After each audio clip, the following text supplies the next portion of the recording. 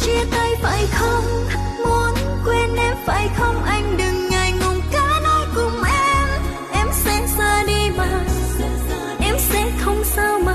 Chỉ là em có cười mà sao nước mắt vẫn cứ rơi, vì biết anh bên cạnh em sẽ không như ngày xưa. Anh ngày nào giờ đã mất còn đâu, em sẽ ra đi mà, em sẽ không sao mà. Anh à em khóc nhé một chút thôi, xong rồi em sẽ cố quên.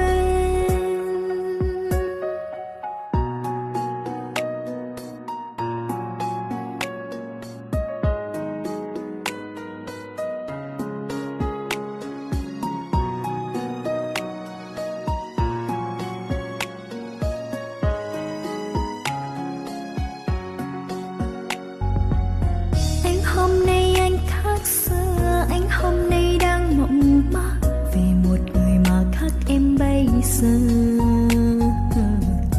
Cứ thấy anh im lặng bên em, chẳng nói cười như chưa, vòng tay chẳng như xưa. Hôm nay anh không nắm tay, hôm nay môi hôn nhạt phai và nụ cười xanh tiếng thở dài. Những phút bên nhau tựa như băng, lạnh giá và tê buốt, rồi tan chảy thành nước mắt của em. Người muốn chia tay phải không? Muốn quên em phải không? Anh đừng ngại ngùng cả nói cùng em sẽ ra đi mà, em sẽ không sao mà. Chỉ là em có cười mà sao nước mắt vẫn cứ rơi, vì biết anh bên cạnh em sẽ không như ngày xưa. Anh ngày nào giờ đã mất còn đâu, em sẽ ra đi mà, em sẽ không sao mà. Anh à em khóc nhé một chút thôi, xong rồi em sẽ cố quên. Người muốn chia tay phải không? Muốn quên em phải không? Anh đừng ngại ngùng cứ nói cùng em sẽ ra đi mà, em sẽ không sao mà. Chỉ là em vô cười mà sao nước mắt vẫn cứ rơi, vì biết anh bên cạnh em sẽ không như ngày xưa. Anh ngày nào giờ đã mất còn đâu, em sẽ ra đi mà, em sẽ không sao mà.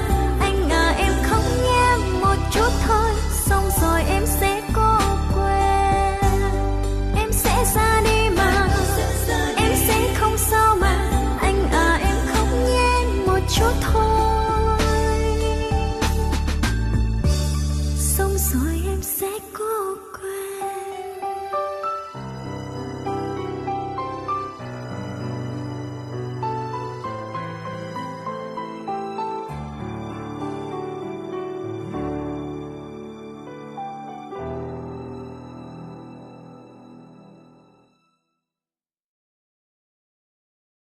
Của em,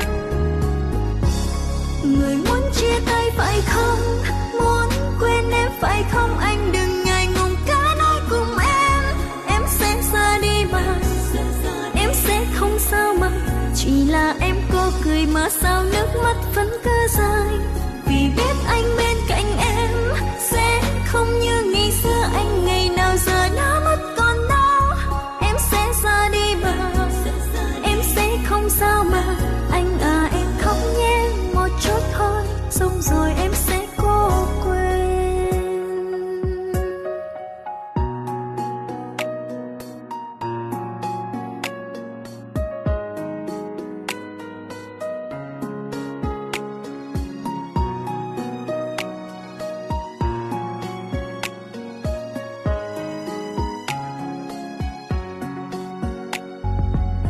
Anh hôm nay anh khác xưa, anh hôm nay đang mộng mơ về một người mà khác em bây giờ.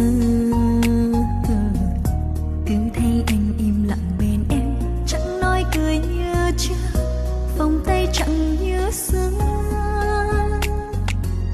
Hôm nay anh không nắm tay, hôm nay môi hôn nhạt phai và nụ cười xanh tiếng thở dài.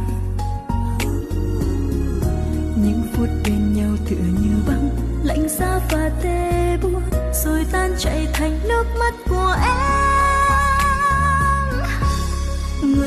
chia tay phải không?